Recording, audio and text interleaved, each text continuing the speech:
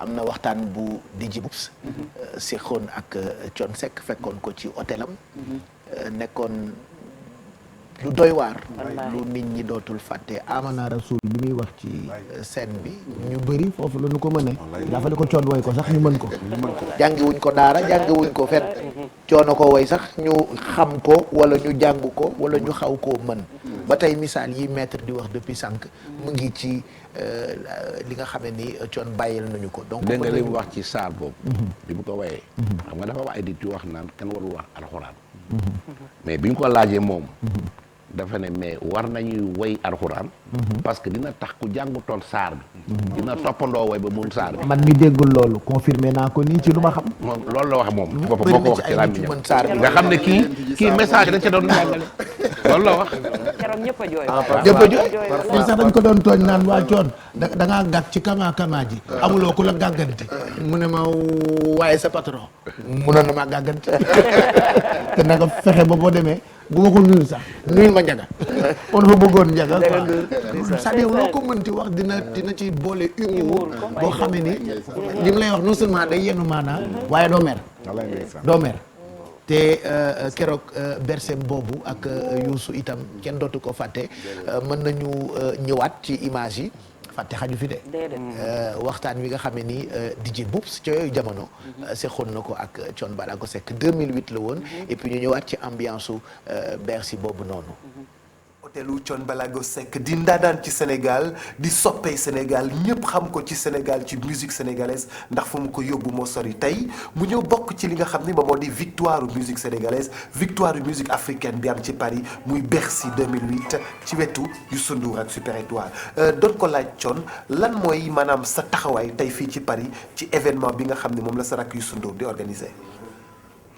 bien xanaa d'abord sant yàlla bi ñu ko talee ñun ñëpp bi ñu ko fekkee ñun ñëpp je me réjouis à ce que moom que Bercy bi Thione Seck soit l'invité d'honneur comme on le dit dans la presse effectivement li nga ko waxee noonu la brak la ci man alors man ak Bercy ou sans Bercy je devais être là le 29 pour jouer benn alors à partir d'où je reprends à partir d'où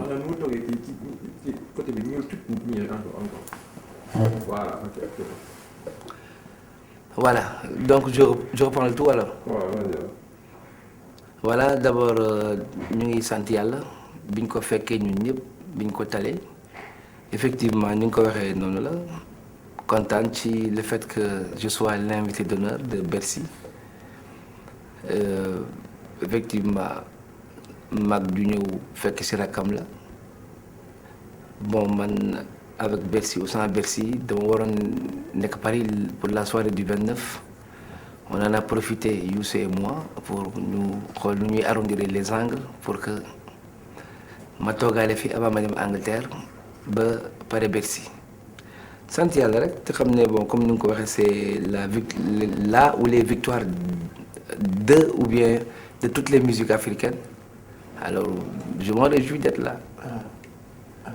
tey spectacle bi yaa ngi koy préparé Thione ñu ngi lay xaar en live nga war a jouer tey mën nañu xam un tout petit peu naka la nar a demee lan nga dencal sénégalais yi nga xam ne jóge nañu fu nekk ci Europe aussi ndaxte tey am nga ci sa wàll en tant que maanaam acteur de la musique sénégalaise.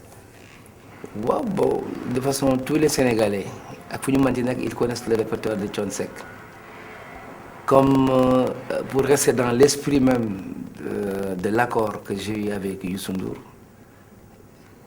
3 morceaux là war a jouer plus un 4e dans le répertoire du Super Étoile donc j'ai fait un petit choix des morceaux les plus populaires voilà bon qui font partie des plus populaires j'espère que le public va apprécier.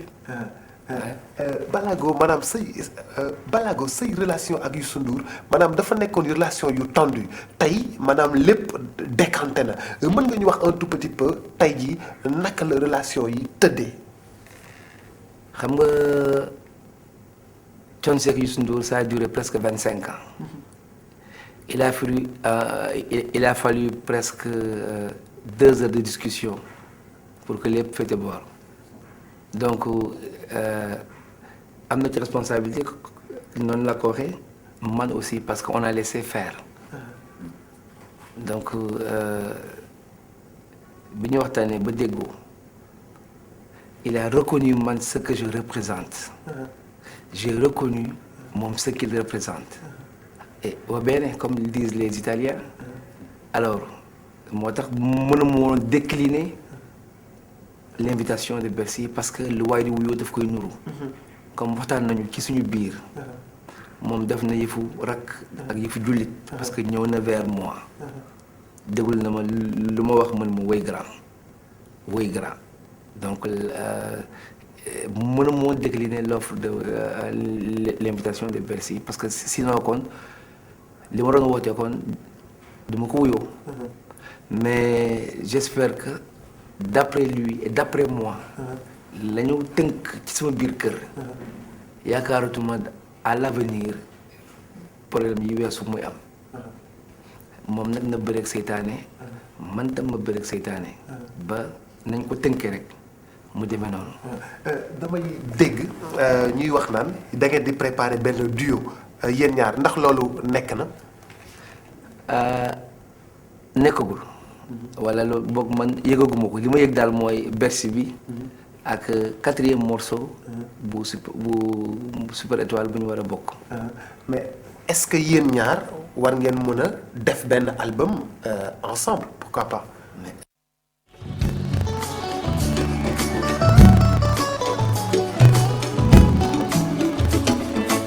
soo la jëpp pindu teen ba gaañu amul baat lay bàyyi leen dégg na ak foog na balaa bu ndume yaat ma gis nga ni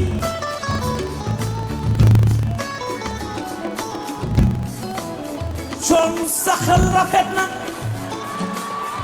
te noonu sa xel rafetee na la sa xol bi leen balaa ko loolu neex na de ci Bercy la xew ci Bercy am nga lu la fay ba may ku la mere ci dëgg la la mere rek way na magam Youssou way coon li mooy àdduna ci Bercy su fekkoon ni wax nga ci man lu ñaaw a ñaaw wala nga dégg ni wax naa ci yow lu ñaaw a ñaaw su lu gisee tey du neex du yomb sama mag di balaago aju naa la ne delloo jarka dem ba ca lambaay ngiinoo ngir fa la maa réew coon yaa ngi bégal Sénégal di yedd ndaw ñi delloo si mag ñi balaa ko ndume yaat na te foofu ba kon fi lu ñaaw li ngay xoole Mariasin may sa gëjë Mariasin adik nan ma ca gët loo ngel ka dem ma ca lambay chéri dine ñu way nga siiw di jàmmi borom way nga booy dawal bul waxtaan way nga nit ku ñu ne doo dara mu mel way nga apartheid Nelson Mandela Alaaji Seck mooy baayam ajal su nagay mooy yaayam kokoy chéri Kiné Maria Seni may sa fi ñëwal way nga sa kolore ba lay digal balaa ko waxoo fi lu ñaaw luñ lay xool fu la danaan di jaar desi fu ko danaan di jaar son balaa ko seet lay woo sama waay sama mag yeesin Mariasin may sa bige Mariasin balaa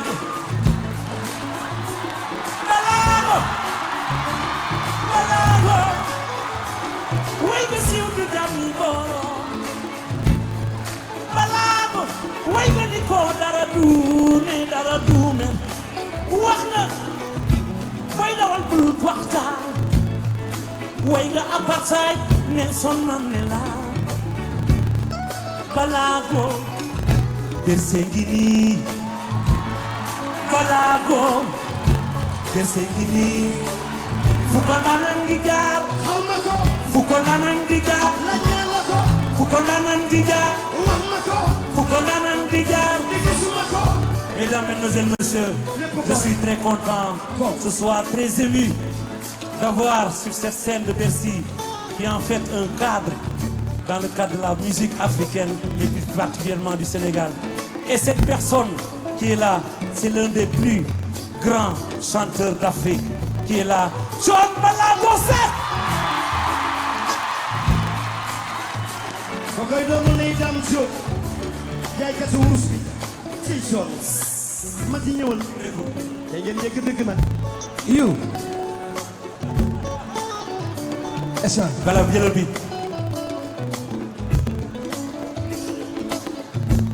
À la croisée des chemins, parfois les rêves s'envolent. Mais de par la grâce du Seigneur,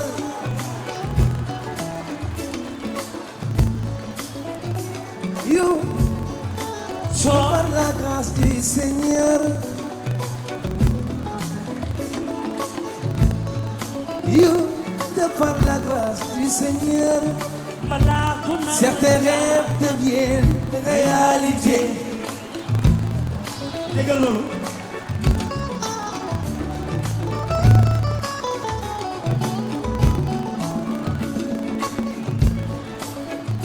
C'est vrai qu'on a rêvé pour ce soir, moi aussi.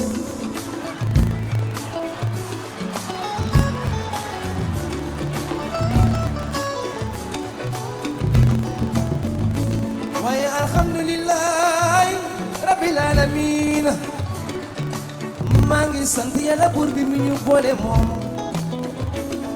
mi dogal lii daf ko sam xel nga door ma science ma ñëw benn si biir alhamdulilah.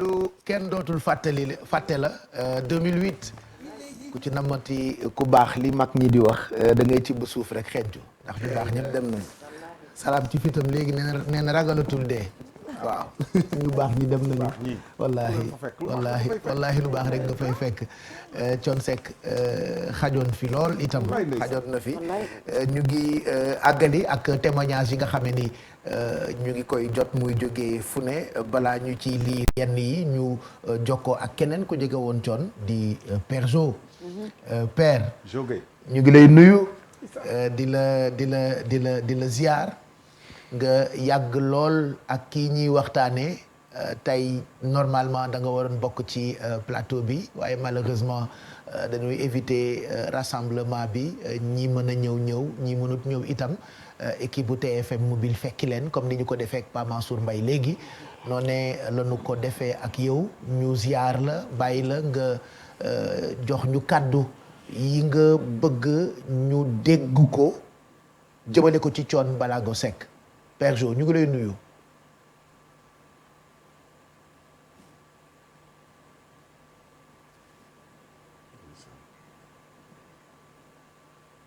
di ko jëlee ci borom kër gi di nuyu Maragé di nuyu doom Buuba ak Njaga ak yéen ñi di nuyu ñu nekk ci plateau balaa may wax dara la ñuy jaale ci nit ñi jaale ci la fekk yëpp ba dalee ci doom yi bàyyi bu kër ñoom ñëpp maa ngi leen di Pape Thione uniquement la woon Thione su may fàttaliku te baal ma sax dafa am loo xam ne yéen ñi nekk ci plateau bi muy métti di Ousmane Seck Sonda suy kër ñëpp man leen di nuyu merci dafa am lu mu wax lay commencé Sénégal dañu bëri wax trop kon maa ngi fàttaliku bi mu bàyyee Baobab dem France waxu jaaw bu lépp ginnaaw ñi naan coon dañ ko jàpp ñi naan coon day jaay drogue il est ñibbi si Sénégal boo waa Baobab Sorano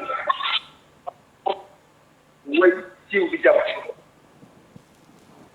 donc coon yi yàgg ñu mais c'est ni toog maa ngi fàttaliku jamono RK ak les yàlla na ko yàlla yërëm bu ñu daan am problème ak moom moom nekk seen i moo ko doon arrangé moom nit ku baax nit ku bëgg nit ku taxawu ko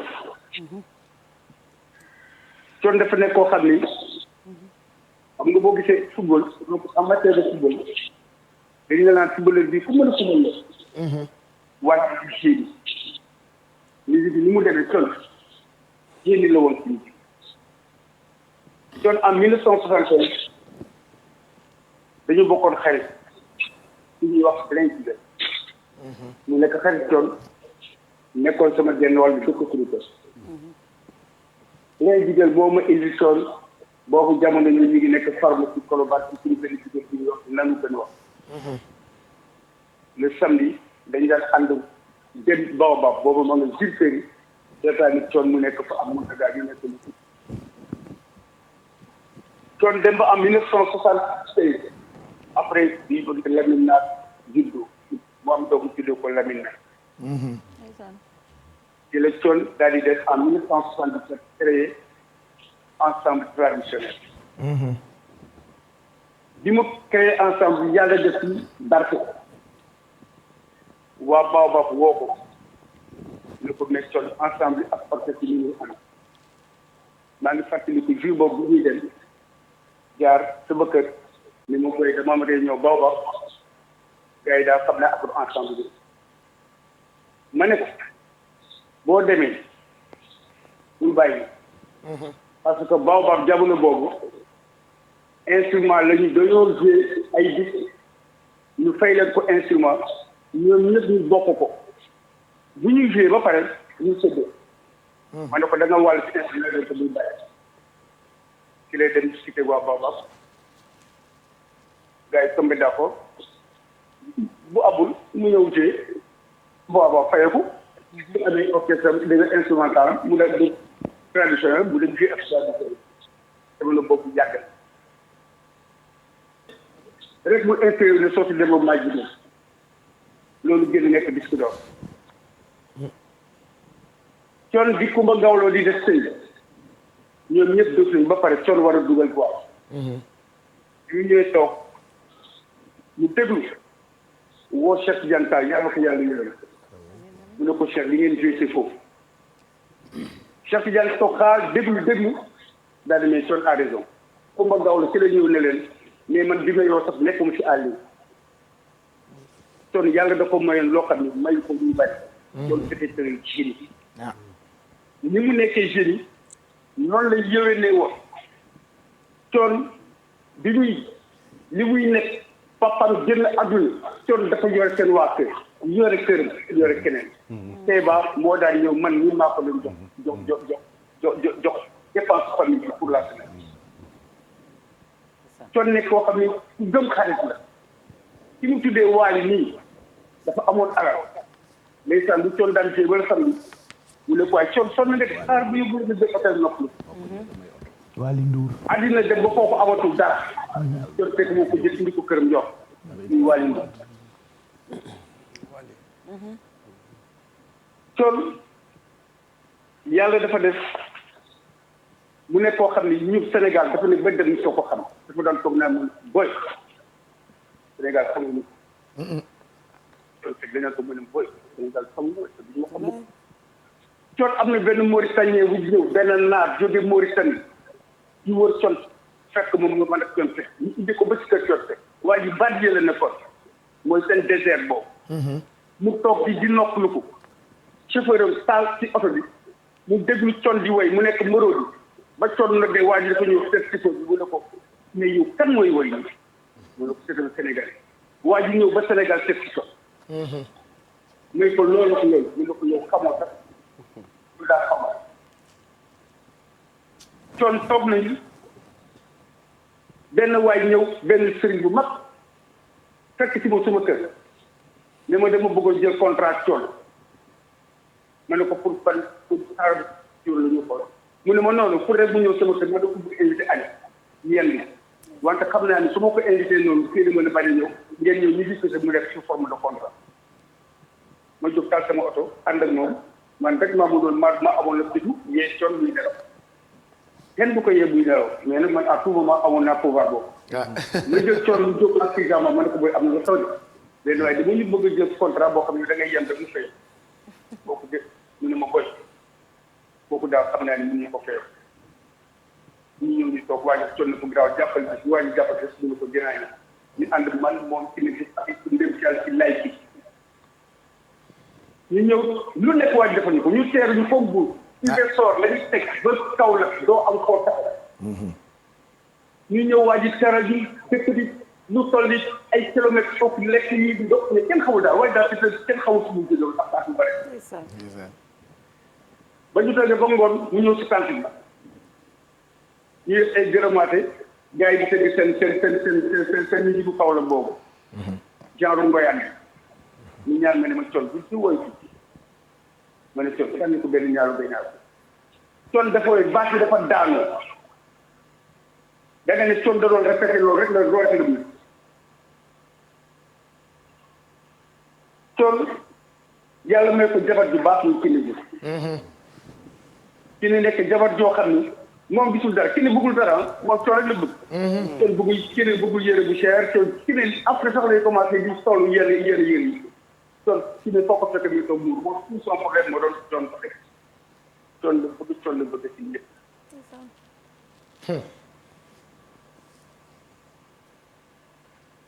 con am na benn jour ay xamu ukrainien la ñu xaw ma ay russe ñëw ne dañuy wee Kilimanjaro c'était dañu amoon seen conseil bu ñu doon def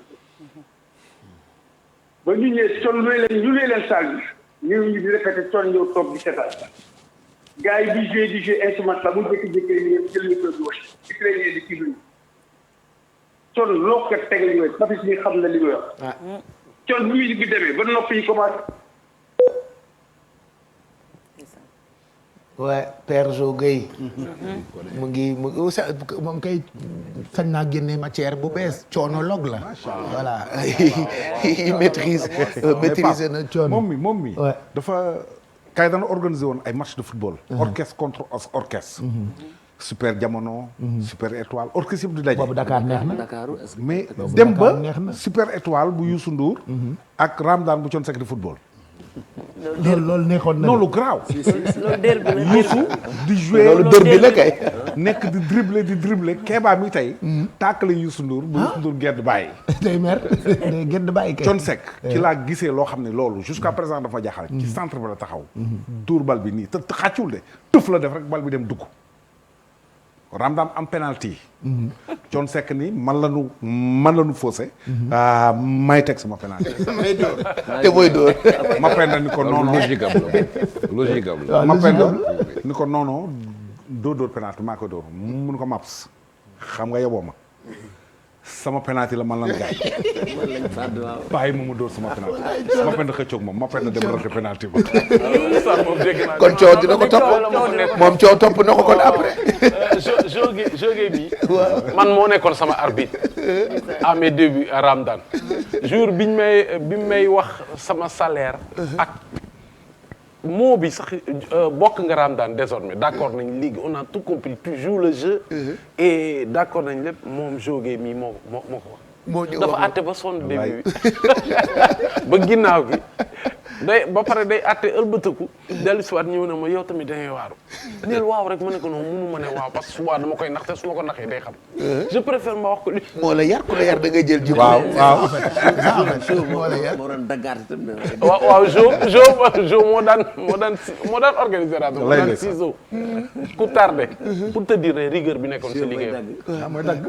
ak coon laa gis orchestre bu liggéey ba soirée bi tas 4 heures du matin nit ñi di génn public bi di génn ñu ne na musicien yëpp toog mu comprendre mu ne waaw ñu tëjaat. mu toog si chaise bi rek def ni ñu tëj leen bunt yi Kilimanjaro ñu tëj bunt yi mu ne ok répétition répétition. fekk soirée baa ngi doog a jeex. donc soirée bi jeex. soirée bi jeex exigence fa la mën a yem. samedi dimanche nit ñi war a dem tëddi nelaw ñibbi tëddi nelaw ñu waaw. répété jëmale 6 heures 7 heures moins rigueur bu mel noonu ma mosuma ko gis. dëgg la lu mu la bëgg a wax ko gis du jamais vu. lu mu la bëgg a wax Bercy bi ngay wax biñ ñu invité. waaw. préparation yi. pour dire rek ne que il n'avait pas de petit spectacle. amuloon petit spectacle 3 morceaux yooyu dama dem moo mujjee nag ma ne grand. xanaa yow ñaata morceaux lañ. xanaa yaa moom Bercy. waaw ma ne ko ñun benn partie tellement lu xew il insistait que ça comme ni muy solo. musicalement noonu. ne ma lijjantil ma benn entrée boo xam ne du jógee si musique Raamdaan ma ne ko way loolu muy lan mu wërloo ma ko ba sonn aw ma ko. il est revenu si man ne ma am na lu ma la mës a dégg ngay jouer. ma ne ko lan mu ne ma une musique qui sonne sud-africain. j'étais ébahi ce jour-là. loolu à mes débuts la ñu on était ay musiciens yu daan ànd ensemble ñu daan jouer une musique de te capté na ko. loolu la ñuy jouer Bercy bi moom la ñu commencé. enchaîner morceaux yi. si timing bi mu ko waxoon. c'est-à-dire durée yi parce que nee waruma ëpp. parce que régie bi dafa am nu muy doxee. non pour dire. voilà il était exceptionnel. Je pense que Père Jo mën nañu tàggatoo ak moom puisqu'on a été coupé malheureusement ak réseau bi Père Jo merci kontaan nañu ci kaddu yi coon moom waxtaane ko du doy juste ci benn intervention. waaw Père Jo.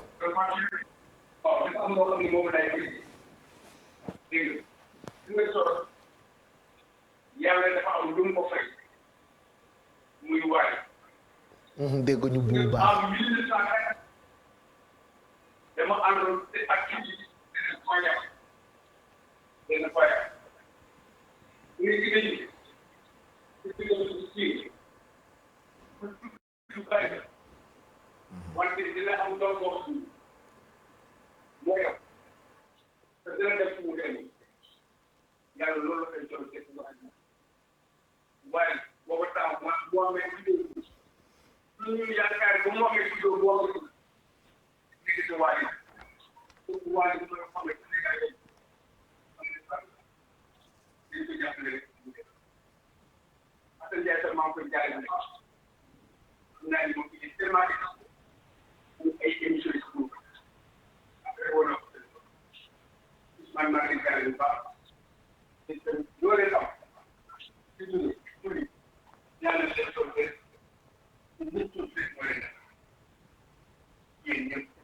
ouais c'est pas très clair.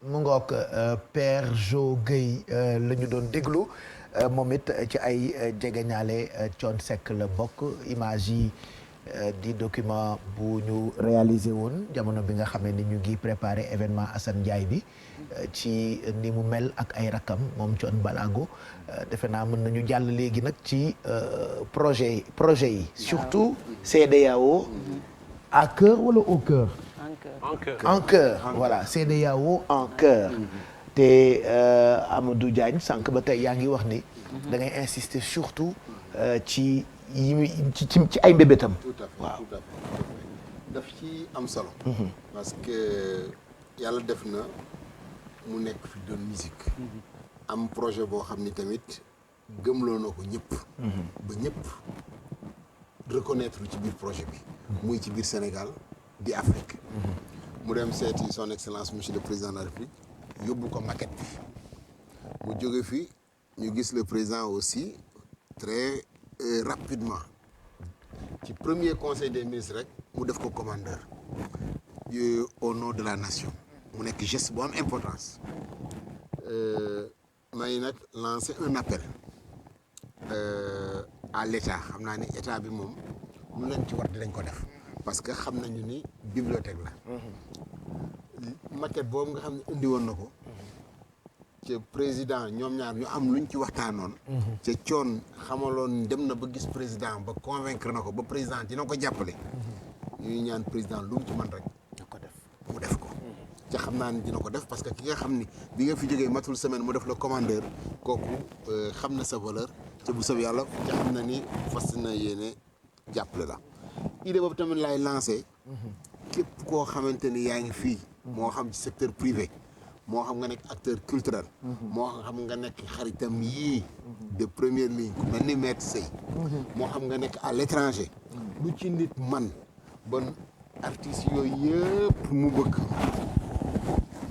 na ni ba artistes yooyu yëpp nga xam ni coon gëm projet bi moo tax dem na Bamako yàgg fa lool daje fa ak ñoom Bassi Kouyaté daje fa ak ñoom Ami Sakho daje fa ak ñoom Salif Keita ku ci ne mu waxtaan ak yow jokkoo ak waa Congo man mii woo na ma xaaju guddi ni ma artiste Guinée équatoriale yi laa bëgg nga boole ma ak ñoom kon kooku loolu ñor na ko li may bañ nag mooy mu jóge fi rek ñu fàtte yëpp te loolu nag comme yàlla def na moom amoon na vision ba teg na fi doomam muy Wally yaakaar naa ni Wally li ko war léegi mooy xar tuwéyam rek pour que projet papaam yooyu yegg je me souviens très bien gala Fojekaay bi njëkk a def coon dafa tëgg 2 morceaux rek daal di ni na Wally yegg ñëpp naan ma mais yow mais coon mi ñëw rek bëgg ñu imposer moom it doomam ji tëgg 2 morceaux rek yow da nga ñàkk fay dégg na loolu ba sonn coon daf ñuy imposer doomam kii nga fay ko sa xaalis bu ñëw tëgg 2 morceaux rek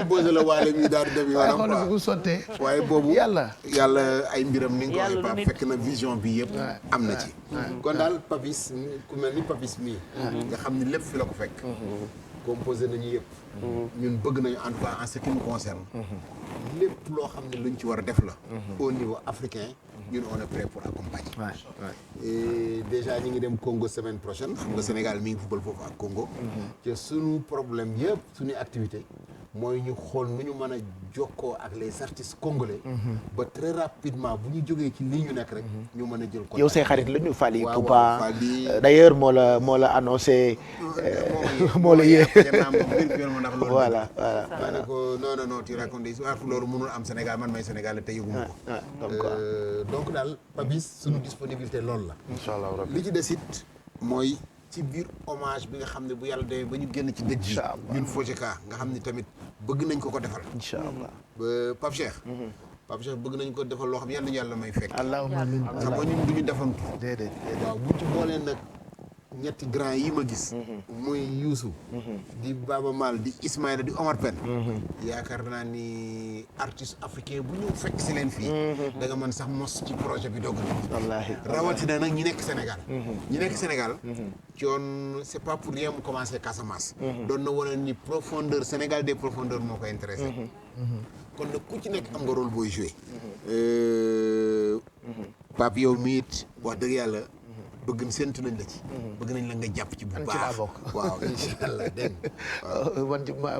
man ci laa bokk xam nga ci li ngay wax léegi Ousmane maître Papis Salam Kebs ci ñoom ni ñu àndee muy Ismaïla di Youssou di Baba Maal Omar Pène ñoom seen ànd seen taxawaay toujours bu ko nit ñi gisee dafa am lu sénégalais yëpp di yëkk donc yàlla na yàlla dëgëral ñi fi des coon dem na mais ñoom ñi fi des muy Ismaël muy Omar Pène muy Youssou Ndour muy Baba Maal gis nga lii c'est-à-dire ñii ñooy je trouve pas les mots pour ñun Sénégal dañu am yaakaar ci ñii voilà donc yaakaar bi ñi am ci ñii daal ku ci nekk ci ñoom da ngay sentir c'est vrai sa morom en fait cette difficulté mooy li nekk ci yow Youssou ci mënul sa wax xol mënul woon Youssou baa ko wax fekk Ismaël Lo mënul woon wax ci morgue ba da nga naan est-ce que kii Youssou la da nga ko nuyu du la sax xam moom la maître di wax léegi da ko fekk mu toog boo ko fekkee ci plateau yi danaan sama xarit la di dóor ci dënn dafa jaaxle Youssou moom ba léegi bëggatul dara Omar Pène même chose keroog on était obligé de le retrouver chez lui pour au moins mu mën a def témoignage gis nga 2019 bi nga xamee ni ñu ngi organiser retour Omar Pène fekk mu metti woon lool ñoom retrouvaille bi ñuy def ci scène bi keroog kenn dootu ko fàtte je pense qu'on pourrait revenir sur ces images là parce que loolu itam bokk na ci lu ñu war a mën a hommageler tey kii di Thione Ballago Seck donc c'était le grand retour de Omar Pène en 2019 ci sama kër yi laa gis mu daanu balla samba lebu bi balla samba ala su ma feli sa ciam bate waaw suma la toñete balma kayuma sama toñe dina la bal am naa la yow bu baax Souleymane ne ñaay waaw ñaay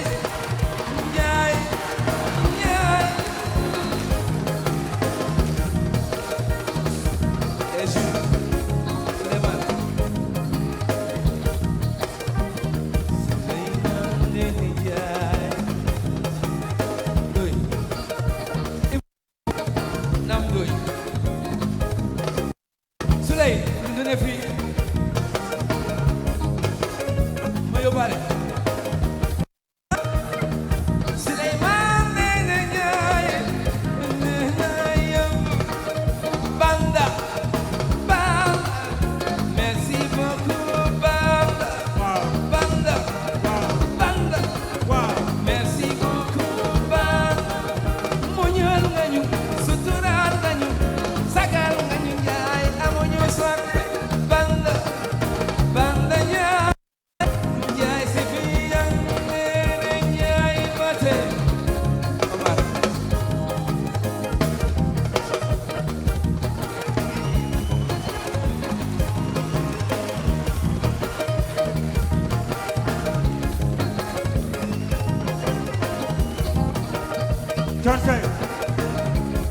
Thione Seck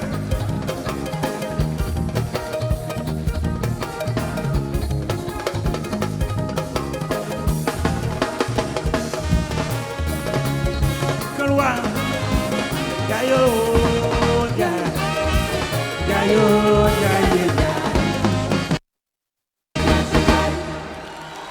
merci voilà 2019 retour Omar Pène Grand Théâtre la woon Youssou Ndour Thione Seck Ismaël Lo ñoom ñëpp tase ci benn scène doon njukkal seen nawle bile Omar Pène ñoom ñu ngi leen di xalaat parce que xam naa ni amoon nañu place ci jotaay bi mais toll nañu ñoom it ci période yoo xamante ni bëgguñu dara ñàkk être cher dafa metti te loolu mooy li am te moo ñu dal muy ki nga xam ne ni moo fi jógee di Thione Ballago Seck donc ñu ngi ci projet yi il faut le rappeler Ousmane defe naa yéen itam yéen a ngi sax ci xool naka ngeen di continuer héritage u Thione.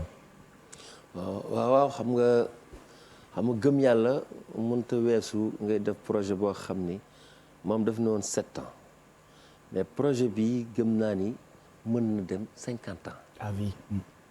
parce que ki saxal tàndarma ñu ne tàndarma bii de ñu ne bu gaawee ba gaaw 20 ans lay am pour mën a commencer ñuy wétt na di lekk. yow nga di ko saxal léegi. te yow tu as plus de 50 ans. ce qui veut dire que yow gëm nga yàlla. gëm nga ni yow xalaatoo sa bopp kese quoi.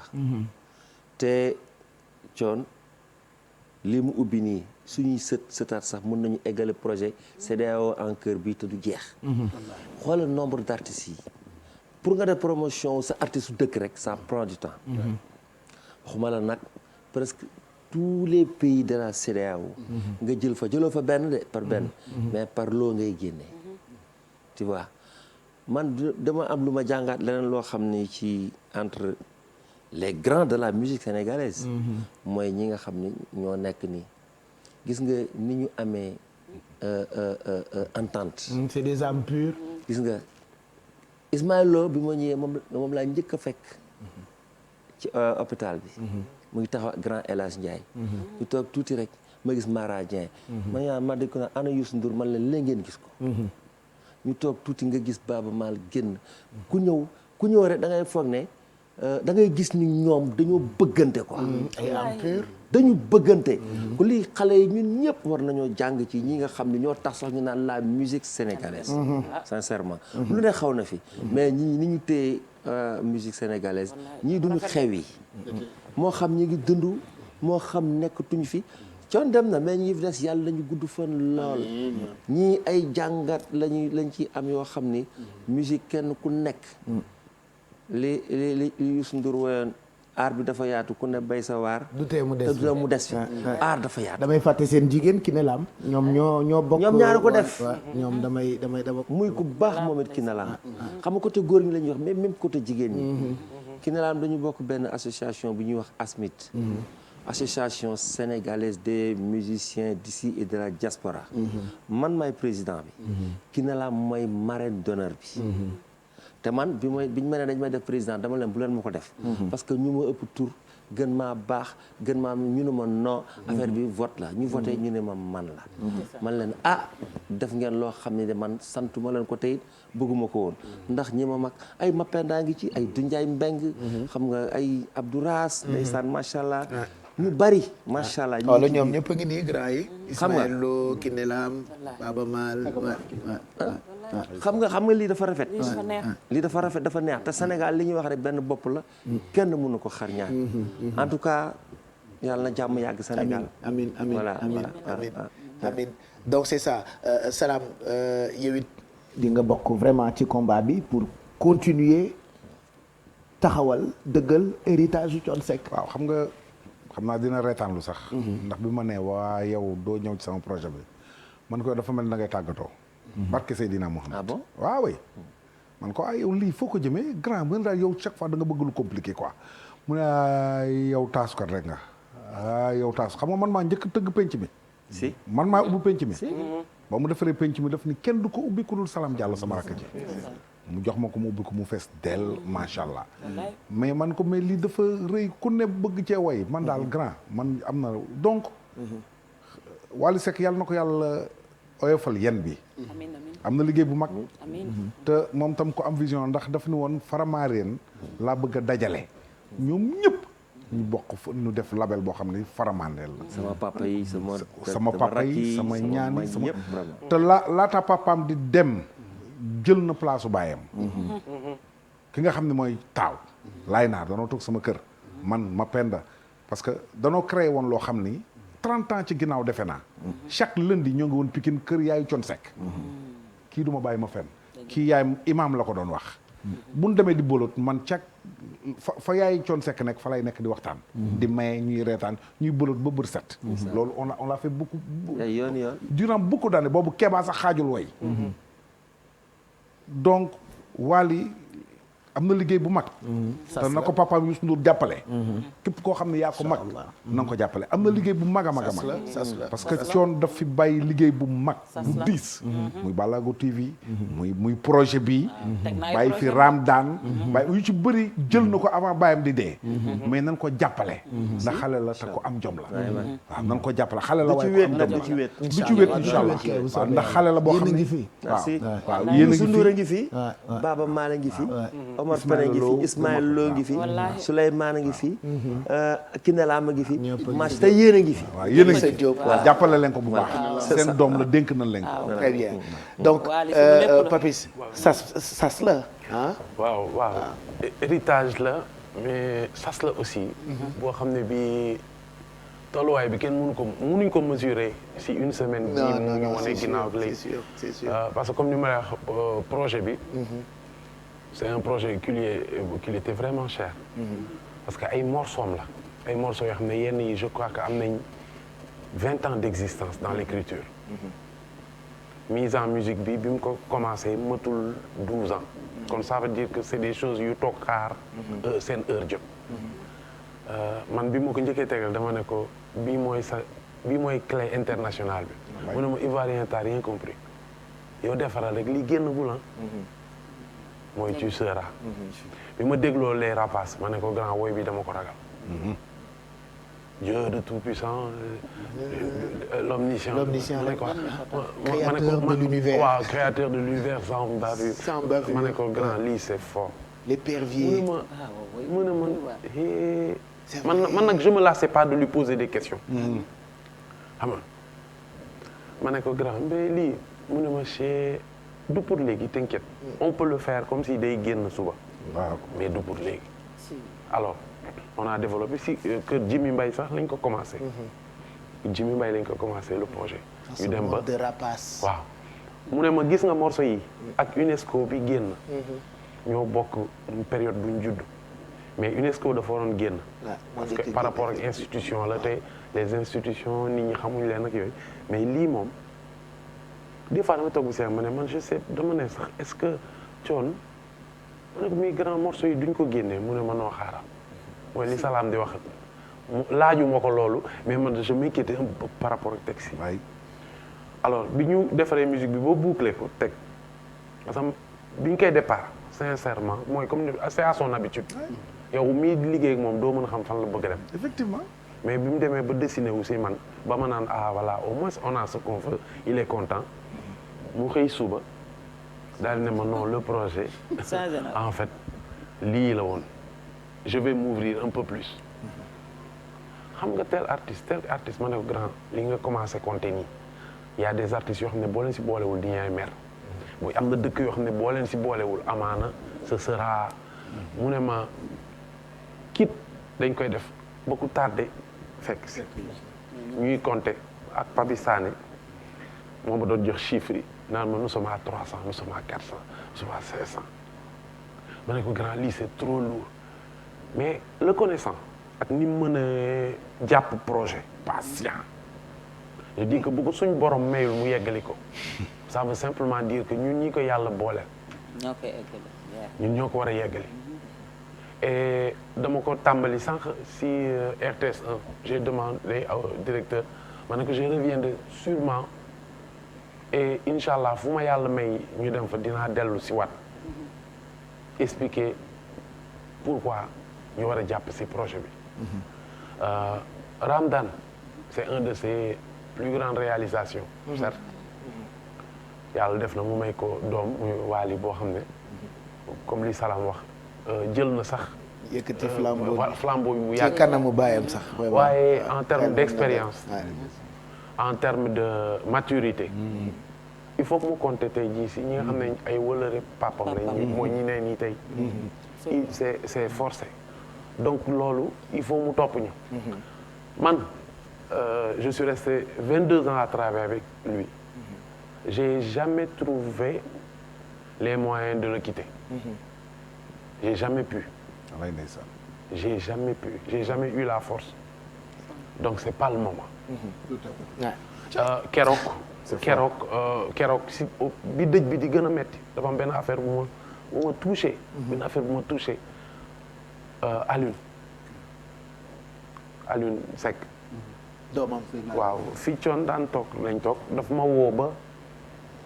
boobu ñu ngi jàng kaamil rek daf ma woo ba ma wér sur mur bi mu ne ma tonton Papis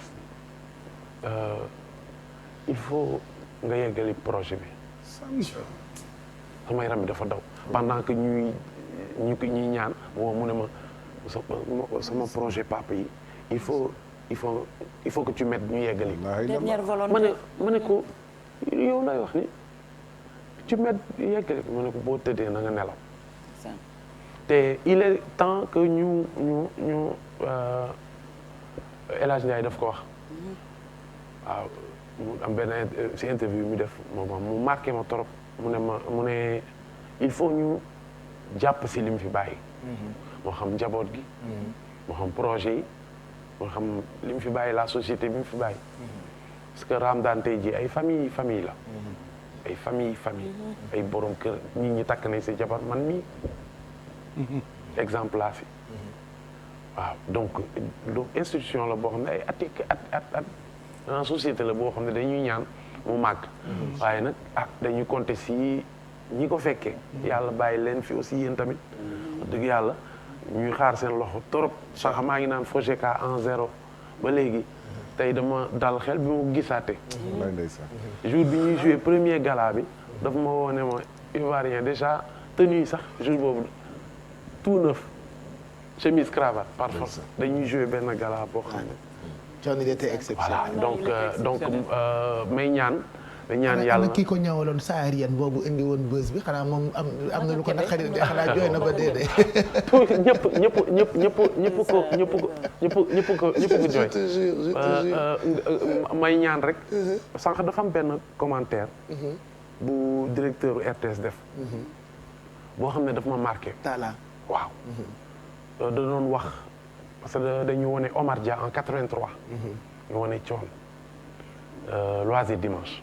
boobu je crois man xale laa ñu wone après mu dugg appel bi mu waxee mu ne ñoom période boobu daf leen fekk ñu nekk ay universitaire di jàng am d'autres influences nekk ay intellectuels wala futur intello di déglu yeneen musique ay salsa ñu xëy suba ñoom nee na si période boobu ñu gis koo xam ne il est allé dem jëli suñu musique traditionnelle xalam bi nekk xale def traditionnel former troupe nee na mu affaire boobu da ko pour dire rek des choses imaginer des choses à ce commentaire j'ai répondu que ne ndeysaan pourtant moi man mi sopp ba dugg ci répertoire musical je sais que temps boobu li intello yi daan déglu moom lay déglu parce que c'était un grand amateur de Djily Rafet da déglu Mark Knopfler blues yooyu xewoon temps yëpp da leen doon déglu Djily Rafet yi mais bi avec ses influences dafa dellu si Salam je te l'ai dit bi nga reprendre tali bi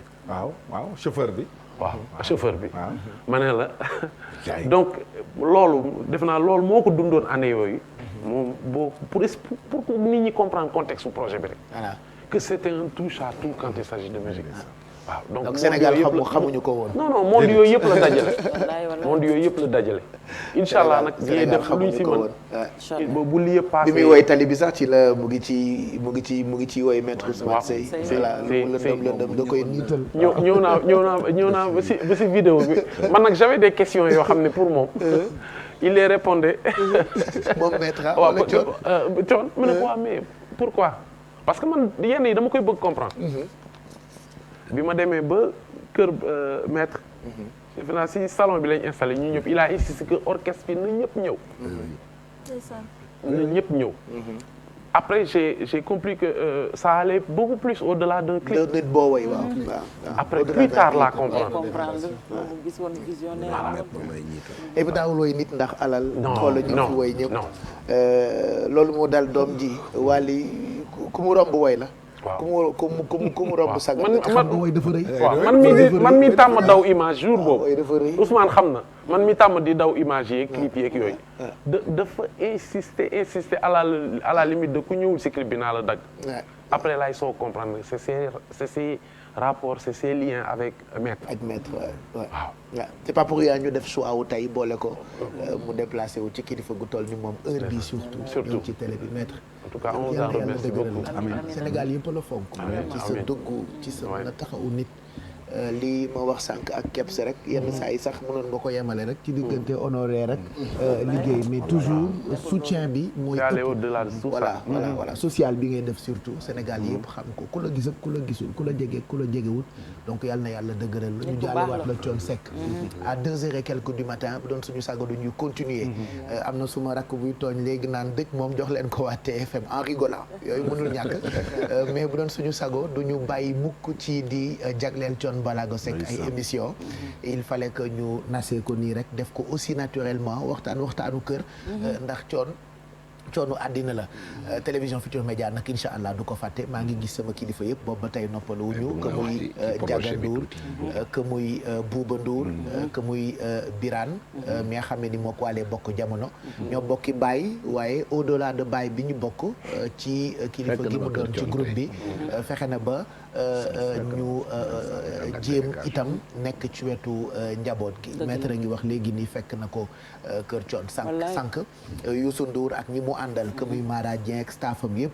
ñoom it ba tey noppaliku wuñu benn yoon animateurs yi nekk ci Sénégal yëpp itam maa ngi leen koy jàll rajo yëpp télé yëpp kenn noppaliwu ci kenn ku ci nekk def nga sa partition ci ni mu waree par rapport ak Thione Seck mi nga xamee ni moo génn àddina daanaka ci kanam tuuti dimanche bu ngeen fàttalikoo dimanche bële réveil bu difficile la ñu amoon yàlla na ginnaawam lewet moom Thione Ballago Seck projet yi maître ni ko ñëpp waxee rek ci noonu nga ci àndee ak ñun ndax projet wu ñëpp la li fi Thione Ballago Seck bàyyi.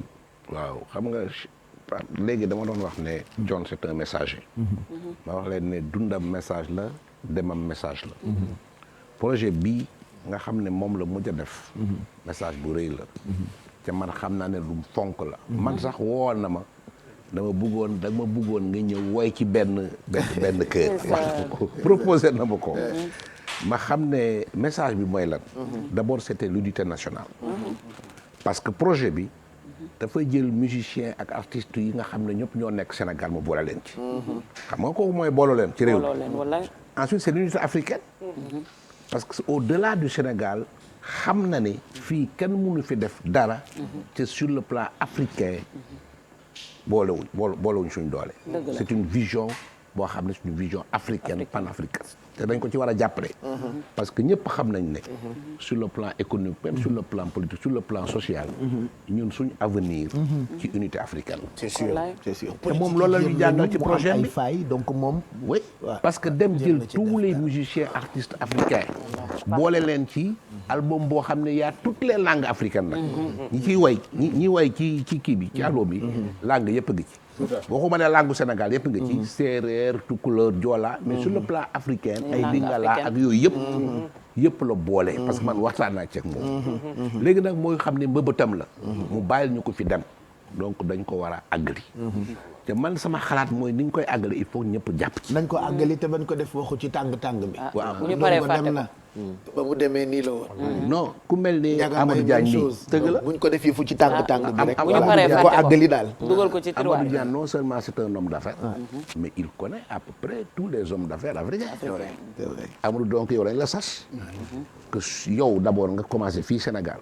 ñu jàppale la base bi effectivement mooy ku mel ni Youssou Ndour il connaît tous les artistes sénégalais et africains. xam nga loolu il faut mu bokk ci. donc yow li nga war a njëkk a def mooy nga defar comité d'initiative boo xam ni. musiciens yi nekk fii. ku mel ne ñoom Youssou Ndour ak yow. ak sur le plan africain ñi nga xam ne dese na nga leen ñoo xam ne c'est des hommes c'est des mécènes. yoo xam ne dañuy investir ci art bi. xam nga leen. ñu bokk def benn comité d'initiative boo xam ne ay privé ñoo ciy nekk pour génne affaire bi investir ci. maintenant yàlla dafa def prochainement président Macky Sall bi. mooy doon président en exercice de l'Union africaine. tout à fait. oui. donc loolu dina mën a wax ak naataango mi nekk au plan de la CEDEAO. effectivement de l'unité africaine. effectivement. wax ak ñoom sur le plan maintenant officiel étatique. ñu jàppale leen. yéen ñi nga xam ne yéen ay comité initiative. parce que président de la République xam na li ma ko wax. actuellement mu ngi jiite initier affaire u dette bi bor bi nga xam ne moo ñu topp ñu pays africains yi. moom defar na benn kii comité bu rëy. boo xam ne ñu ngi xeex pour l'annulation de la dette. gis nga loo xam ne mënoo ko xeex sur le plan africain rek bu ko essayé. donc loolu mooy initiative yi ñu war a jël. pour que d'abord initiative yi jóge ci ñun. initiative privée. ensuite président jàppale ñu sur le plan africain. ngeen dem wax ak président yi nekk foofu ñu dimbale Thione Seck mbëbët bi ñu bàyyi ñu génne ko.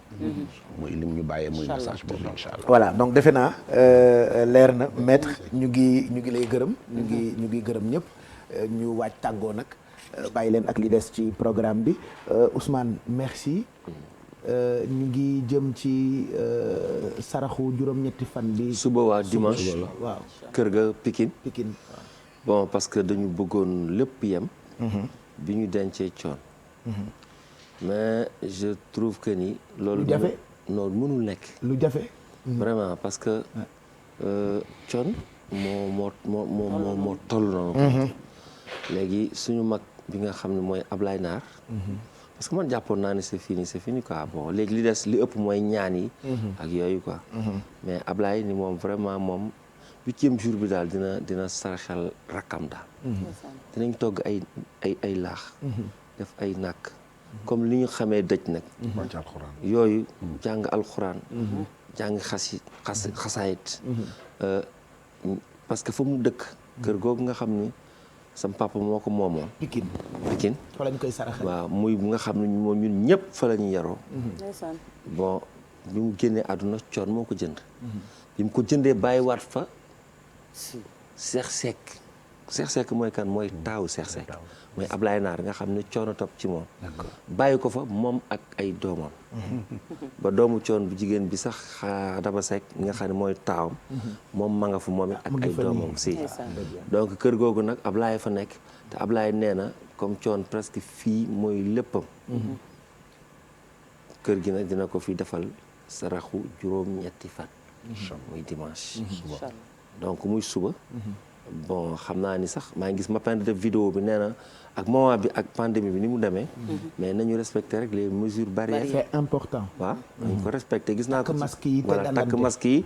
di raxasu te ku ñëw it boo ñëwee def li nga war a def rek. nga dem ñu bañ a toog. xam nga mais mënul ñàkk quoi. parce que ku mel ni Thione. mënul génn rek ñu ne denc nañ ko jeex na. non buñ ko bëggee sax mënul nekk.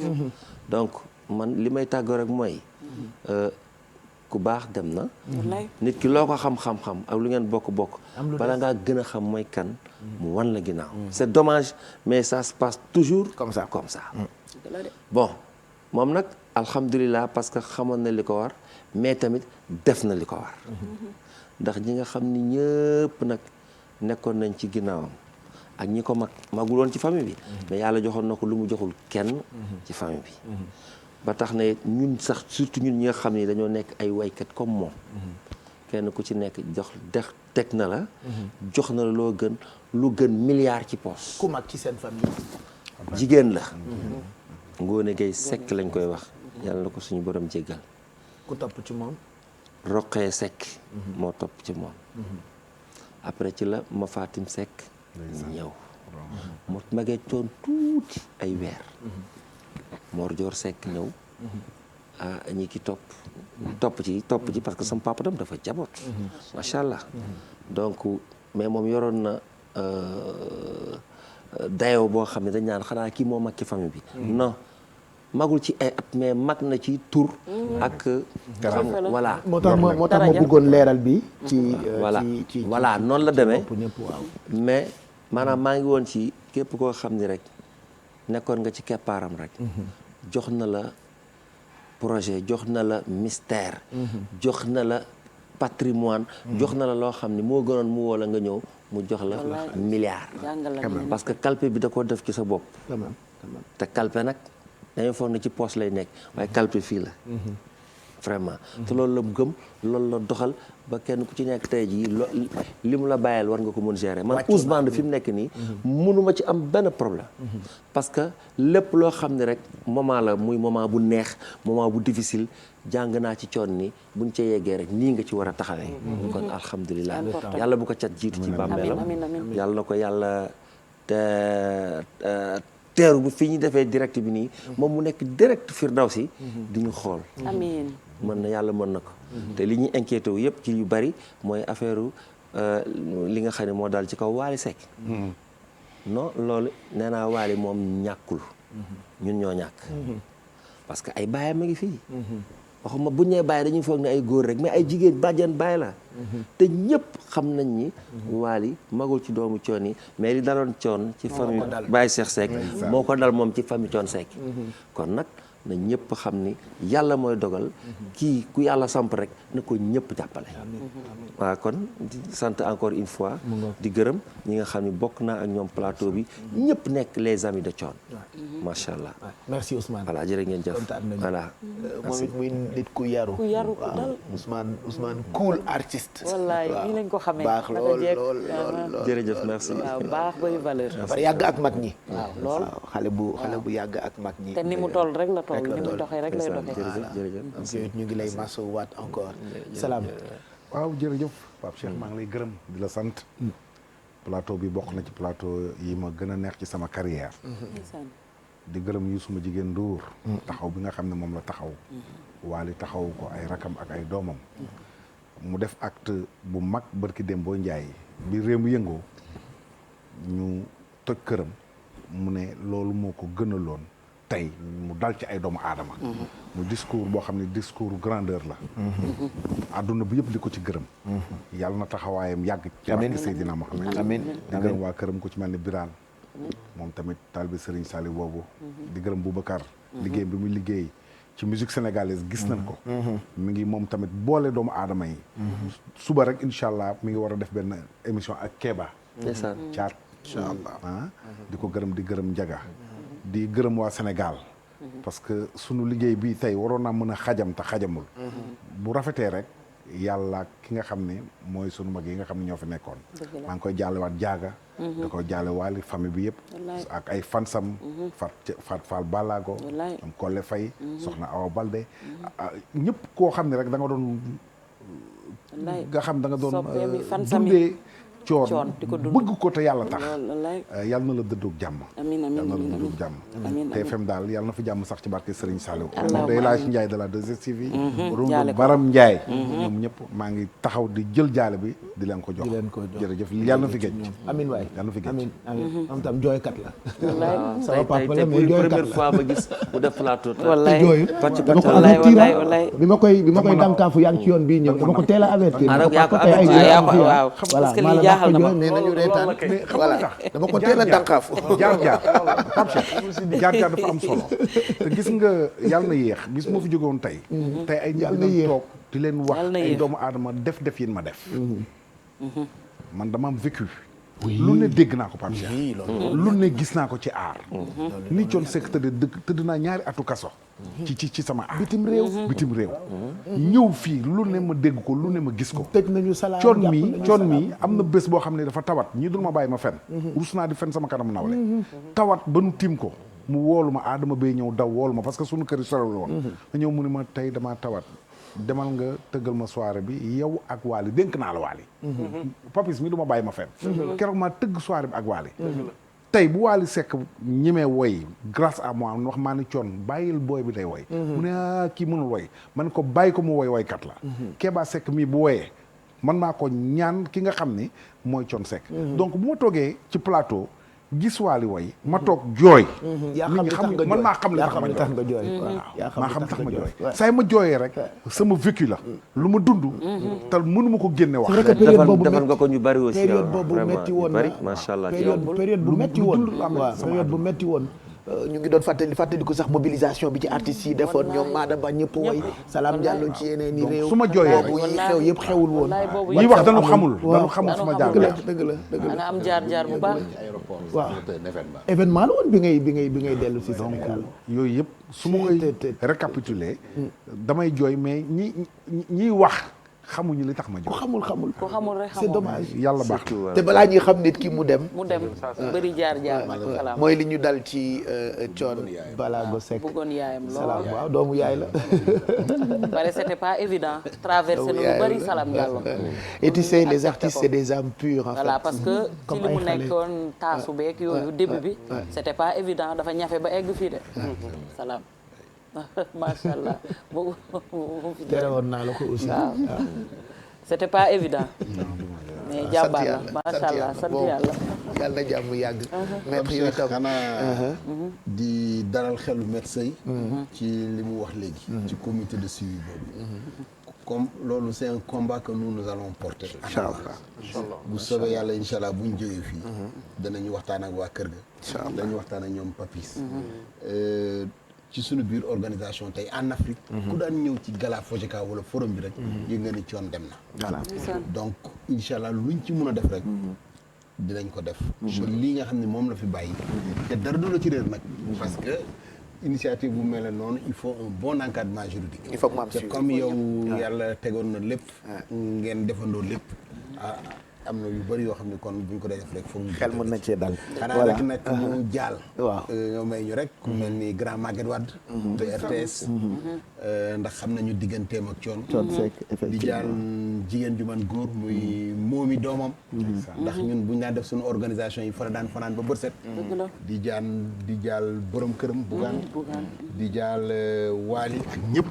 Pape Cheikh di la ko jaal parce que da nga noppi rek waaye sa diggante ak Thione xam nañu. daan nañ ci waxtaan lu bëri. bu suñu galaa ñëwee. donc da nga noppi di wone.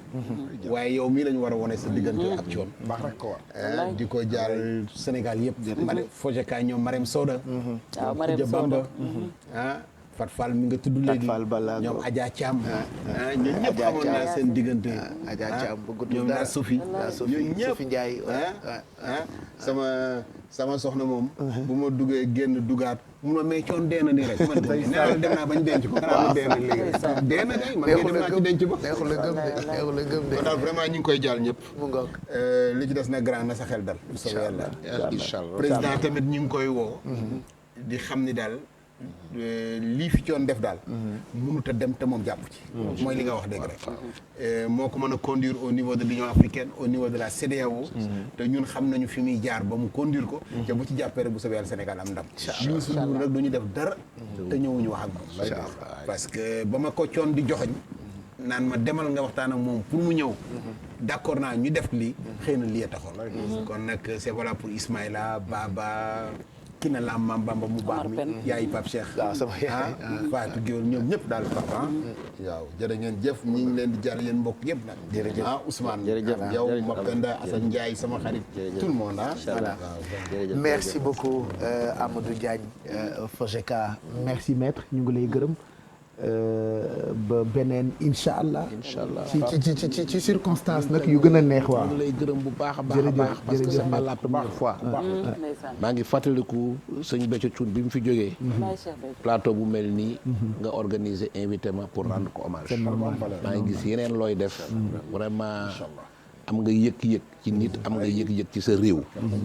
ca ku yaru nga ku baax nga. ca mënoon nga mel neneen waaw vraiment il faut que ma gërëm la. ñëpp lay seedeel lu baax. seedeel la loolu.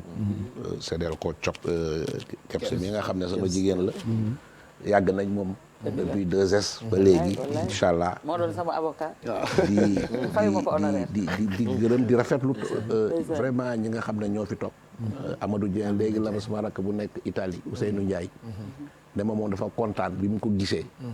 ma toog ak moom parce que moom mii moo ko hébergé Italie te xamutoon ne kooku suma rakk waaw kooku aussi ma ko ciy gërëm man ba may dajeek moom man Paris laa xamee ak moom dañ bokkoon hôtel ca gisante ñu gisante ci hôtel bi moom mii moo ma xàmmee ko ne ma man maay Amadou Diagne léegi du ma defati dara lu la ump lii Paris lañ xamante waaw di gërëm Papis vraiment au nom des musiciens da koy jaale di jaale musiciens yëpp di ko teg ci loxo Papis Ndiaye di jaale jaboot gi yëpp di ko teg ci loxo Ousmane fi toog di gërëm Salam wax naa ko léegi li tax ma fonk yaay ma tax parce que man dama fonkoon sama yaay te noonu nga mel yow man ku ma gis rek nga fonk sa waajur rek dama lay ñeme ku toppatawul sa waajur ma ragal la sori la man looloo tax ma bëgg Salam ni mu meloon ci yaayam nga xam naa ne kooku xol bu baax la ca yàlla dina ko fay di gërëm ñëpp di gërëm TFM parce que nag c'est des heures et des heures ngeen consacré pour rendre hommage à Thione Seck kooku il faut ñu gërëm leen ci gërëm ko Youssou Ndour nga xam ne nag moo nekk fii aussi parce que lu ko fi neexul afi du fi am wallaay waaw ca du bulet waaw ca di leen di ñaanal yéen ñëpp yàlla bàyyi leen fi may leen wër gi yërëm yéen ak seen njaboot allahumma amiin di ñaanal Thione Seck vraiment fa mu nekk gënal ko fi mu jóge yàlla xare la ko àjjana ca ñi mu fi bàyyi njaboot gi yàlla saytu leen may leen fan gudd ak wër gi yaa ngi tëj jërëjëf maître waaw ma jàll ko sëñ Cheikh Abdou Khadir sëriñam ak soxna mooy Abbas moo ko yóbbu woon soxna moom yi waaw waaw munul ñàkk mu goog Papis merci et xam naa à bientôt ci yeneen émission par rapport ak projet bi fu mu toll rek ñu def ci dara. Inch'Allah mooy li ma la promettre rek. ne dinaa foog di ñuy dellu si waat sax laay wax. inch'Allah ñuy dellu si waat. waaw parce que yëf yi dafa brusque nag. mais bu ñu toogee. vraiment di ñuy gis yoon boo yi ñu war a jaar. waaw pour yeggali ko œuvre am. waaw boo paree di gërëm Sénégal yëpp di gërëm àdduna. waaw di gërëm toute sa famille. parce que ku mel ni ñun place bii ma toog tey di wax nii dama ne sax waruma fee toog. waaw place bii nii tuuti naa y a des gens. waaye tey bu ma fi toogee. yàlla ak reconnaissance bu ñu def sama diggante famille bi ak man ak Thione moom lañ def ma leen siy gërëm. waaw di leen ñaanal ñoom tamit ñu yàgg fi. di ko ñaanal. waaw di gërëm sama sœur laay wax sax man grande sœur rek laa koy wooyee Kiné. waaw pour le rôle qu'elle joue nag. waaw te incha allah buñ defee ak ay temps am na yeneen programme yu tombé woon. yoo xam ne parce que il est temps que ñu liggéeyal genre nit yooyu. ba nit ñi xam ce qu'elle représente dans la société. c'est très important ndax ñu mën a nekk ay exemple. donc ñu ngi woon si idées yooyu yëpp. yàlla may ñu temps incha allah di ñuy dellu soit. incha allah ba fii.